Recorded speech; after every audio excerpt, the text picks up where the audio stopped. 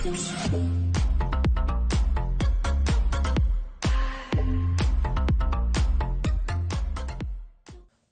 আলাইকুম ওয়া রাহমাতুল্লাহ।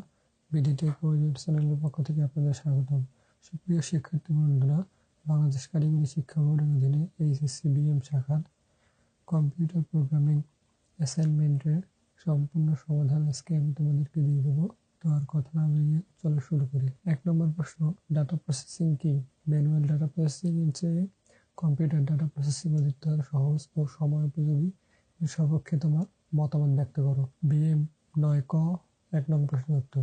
ডাটা প্রসেসিং, ডাটাকে ব্যবহারযোগ্য ইনফরমেশন বা তথ্যে পরিণত করাকে ডাটা প্রসেসিং বলা হয়। ম্যানুয়াল ডাটা প্রসেসিং, কম্পিউটারবিহীন ব্যবস্থাপনায় কোনো ধরনের অত্যাধুনিক গণকযন্ত্র ছাড়া শুধু হাতে কলমে উপাত্ত প্রক্রিয়াকরণকে ম্যানুয়াল ডাটা প্রসেসিং বলা হয়।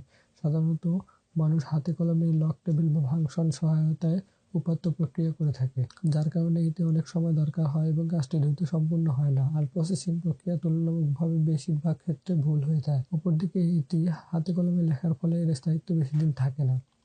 কম্পিউটার ডাটা প্রসেসিং, প্রয়োজনীয় ডাটা কম্পিউটার ইনপুট করে প্রক্রিয়াকরণ করা হলে তাকে কম্পিউটার ভিত্তিক বা কম্পিউটার ডাটা প্রসেসিং বলা হয়। কম্পিউটারের সহায়তায় ডাটা প্রসেসিং অনেক দ্রুততর ও সময় সাশ্রয়ী।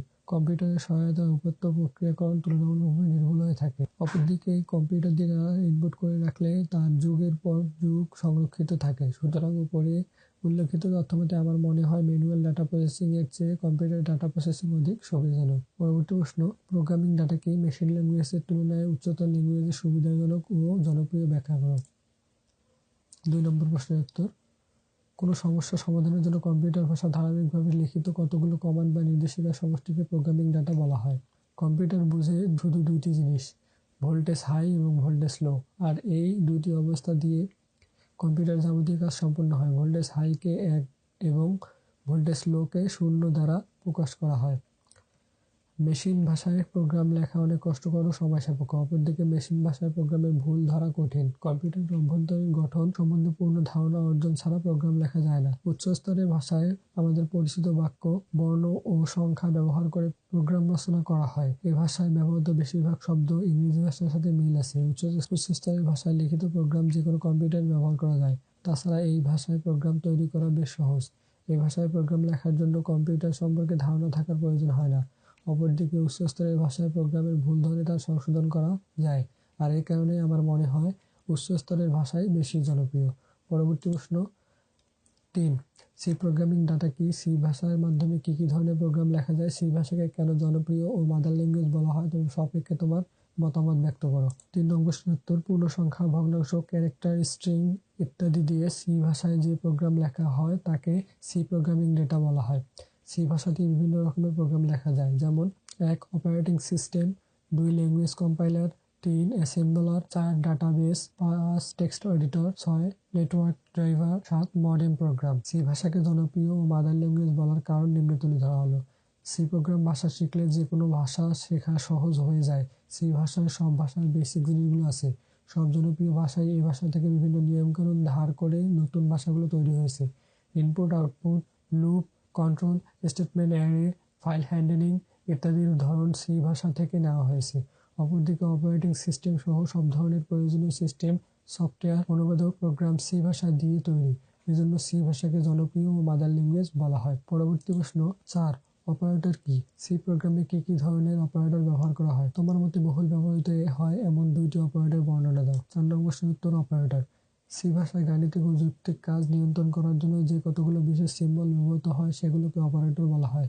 বিভিন্ন ধরনের অপারেশন সম্পাদনের জন্য সি প্রোগ্রামিং এ অনেক ধরনের অপারেটর ব্যবহার করা হয়, যেমন 1 C arithmetic operator, 2 C increment and decrement operator, 3 C assignment operator, 4 C regional operator, 5 C logical operator, 6 C conditional operator, 7 C bitwise operator, 8 C special operator. অপারেটরের সাথে সংযুক্ত অপারেন্ড বা কনস্ট্যান্টের সংখ্যার ভিত্তিতে সি প্রোগ্রামে ব্যবহৃত অপারেটরকে 3টি প্রধান শ্রেণীতে ভাগ করা যায়, যথা 1 unary operator, 2 binary operator, 3 ternary operator. বহুল ব্যবহৃত 2টি অপারেটর সম্পর্কে লেখা হলো। 1 বাইনারি অপারেটর, যে সকল অপারেটরের সাথে দুইটি অপারেন্ড বা কনস্ট্যান্ট সংযুক্ত থাকে তাদেরকে বাইনারি অপারেটর বলা হয়। সি প্রোগ্রামিং এই বাইনারি অপারেটর বেশি ব্যবহার করা হয়, কেননা ইউনারি বা টাইনারি ছাড়া সকল কিছু বাইনারি অপারেটর। 2. Unary operator. যে সকল অপারেটরের সাথে কেবল একটি অপারেন্ড বা কনস্ট্যান্ট সংযুক্ত থাকে তাকে ইউনারি অপারেটর বলা হয়। ইউনারি অপারেটরগুলো পোস্টফিক্স বা প্রিফিক্স নোটেশনে কাজ করে। 1. কন্ডিশনাল স্টেটমেন্ট কি কি ধরনের কন্ডিশনাল স্টেটমেন্ট ব্যবহৃত হয়? তিনটি সংখ্যার মধ্যে ছোট সংখ্যাটি নির্ণয়ের ক্ষেত্রে নেস্ট ইফ ব্যবহার করে একটি প্রোগ্রাম লিখো। BM 9 খ 1 নং প্রশ্ন উত্তর। কন্ডিশনাল স্টেটমেন্ট সি প্রোগ্রামে শর্ত সাপেক্ষে এক বা একাধিক স্টেটমেন্ট নির্বাহের জন্য যা ব্যবহার করা হয় তাকে কন্ডিশনাল স্টেটমেন্ট বলে। কন্ডিশনাল স্টেটমেন্ট সমূহ: ইফ স্টেটমেন্ট কোনো বিশেষ একটা শর্ত সত্য হলে তার ভিত্তিতে একটা বিশেষ কার্য সম্পাদনের জন্য ব্যবহার করা হয়।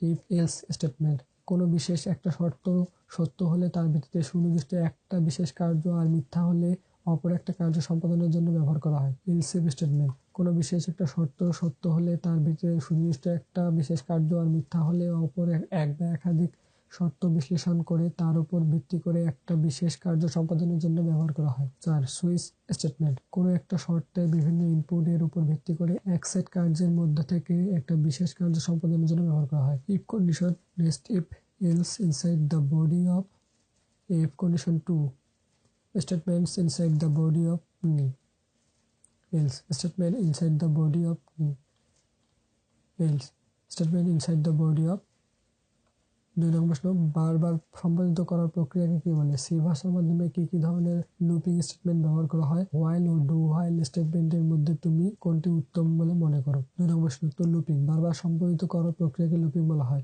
সি ভাষায় মূলত 3 ধরনের লুপিং ব্যবহার করা হয়। 1. সসীম লুপিং, 2. অসীম লুপিং, 3. মধ্যবর্তী looping. While loop statement C প্রোগ্রামে শর্ত সাপেক্ষে এক বা একাধিক স্টেটমেন্ট নির্দিষ্ট সংখ্যক বার নির্বাহ করতে হোয়াইল লুপ স্টেটমেন্ট ব্যবহার করা হয়। লুপ বডির কোড নির্বাহের পূর্বে কন্ডিশন চেক করে হোয়াইল লুপকে ফর লুপ এর বিকল্প হিসেবে ব্যবহার করা হয়। লুপ কতবার নির্বাহ হবে তা অজানা থাকলে হোয়াইল লুপ ব্যবহার করা হয়। হোয়াইল লুপ স্টেটমেন্টের format: while test expression codes. While loop যেভাবে কাজ করে: 1. প্রথমে টেস্ট এক্সপ্রেশন চেক করে, যদি টেস্ট এক্সপ্রেশন সত্য হয় তাহলে লুপ বডির কোড নির্বাহ হয় এবং পুনরায় টেস্ট এক্সপ্রেশন চেক করে। টেস্ট এক্সপ্রেশন মিথ্যা না হওয়া পর্যন্ত এই প্রক্রিয়া পুনরাবৃত্তি হতে থাকে। 2. যদি টেস্ট এক্সপ্রেশন মিথ্যা হয় তাহলে প্রোগ্রাম নির্বাহ লুপ থেকে বের হয়ে আসে। Do while loop statement C প্রোগ্রামে শর্ত সাপেক্ষে এক বা একাধিক স্টেটমেন্ট নির্দিষ্ট সংখ্যক বার নির্বাহ করতে ডু হোয়াইল লুপ স্টেটমেন্ট ব্যবহার করা হয়। ডু হোয়াইল লুপে কন্ডিশন যাচাই না করে লুপ বডি অন্ততপক্ষে একবার নির্বাহ হয়, কারণ এখানে কন্ডিশন পরে যাচাই হয়। ডু হোয়াইল লুপটি ডু লুপ নামেও পরিচিত, তবে প্রোগ্রামে ফর ও হোয়াইল লুপের চেয়ে ডু হোয়াইল লুপ কম ব্যবহৃত হয়। ডু হোয়াইল লুপ এর গঠন হচ্ছে do codes while test expression. Do while loop যেভাবে কাজ করে: প্রথমে লুপ বডির কোড একবার নির্বাহ হয়, তারপর টেক্সট এক্সপ্রেশন চেক করে, যদি টেস্ট এক্সপ্রেশন সত্য হয় তাহলে লুপ বডির কোড নির্বাহ হয় এবং পুনরায় টেস্ট এক্সপ্রেশন চেক করে। টেস্ট এক্সপ্রেশন মিথ্যা না হওয়া পর্যন্ত এই প্রক্রিয়া পুনরাবৃত্তি হতে থাকে। 3. যদি টেস্ট এক্সপ্রেশন মিথ্যা হয় তাহলে প্রোগ্রাম নির্বাহ লুপ থেকে বের হয়ে আসে।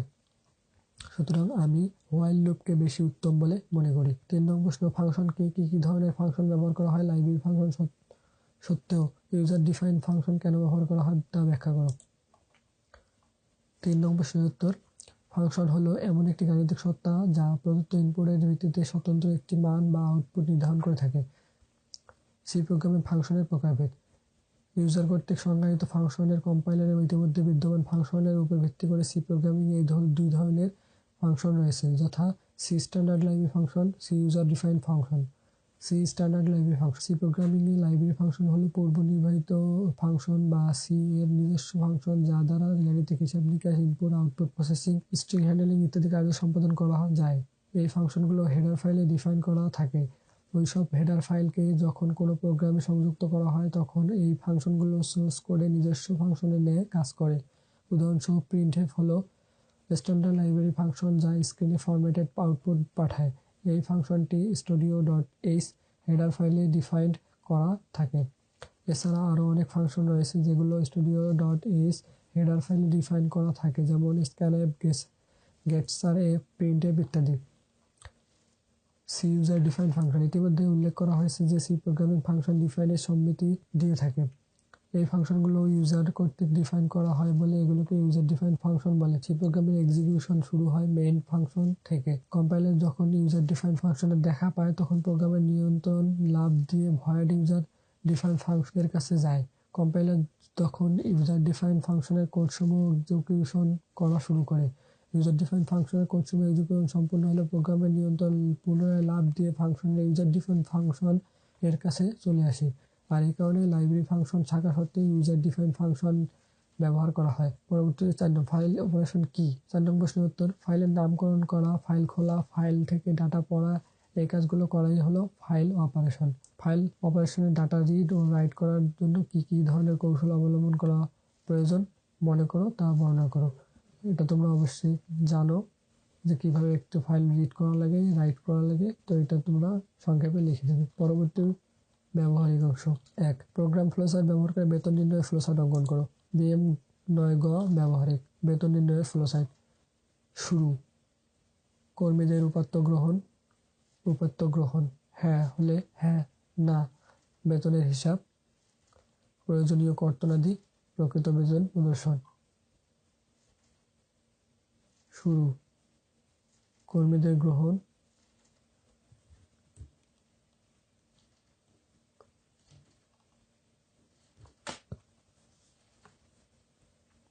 পরবর্তী প্রশ্ন, 3টি সংখ্যার মধ্যে বড় সংখ্যা নির্ণয়ের অ্যালগরিদম লেখো।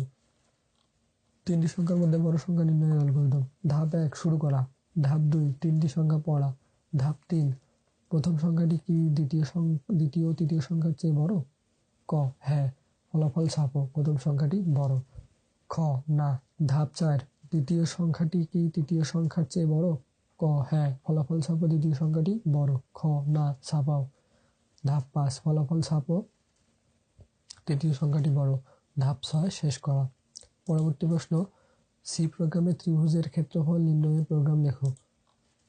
সি প্রোগ্রামে ত্রিভুজের ক্ষেত্রফল নির্ণয়ের program. Include #include stdio.h #include math.h void main in SABC area printf enter the values of a b c \n scan %d %d %d %a %b %c is equal a plus b plus c by 2 area squared s into s minus a into s minus b into s minus c area of the printf area of the triangle এখানে সমান চিহ্ন হবে $d(n) area। ফলাফল, enter the value of a b and c 12 10 8 area of a triangle 39। পরবর্তী প্রশ্ন, ছোট থেকে বড় সংখ্যাগুলো সাজানোর একটি প্রোগ্রাম লেখো। ছোট থেকে বড় সংখ্যা সাজানোর programme. include stdio.h void reference, তোমরা একটু দেখে নিও।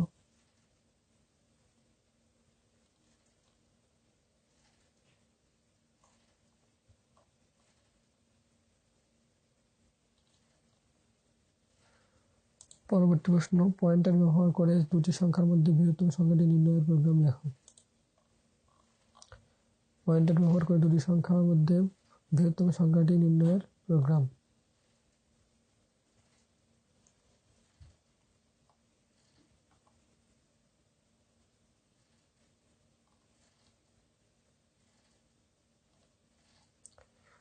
Thanks for watching, please subscribe my channel. ভিডিওটি ভালো লাগলে অবশ্যই সাবস্ক্রাইব করে পাশে থাকা বেল আইকনটি বাজিয়ে দেবে। আসসালামু আলাইকুম ওয়া রাহমাতুল্লাহ।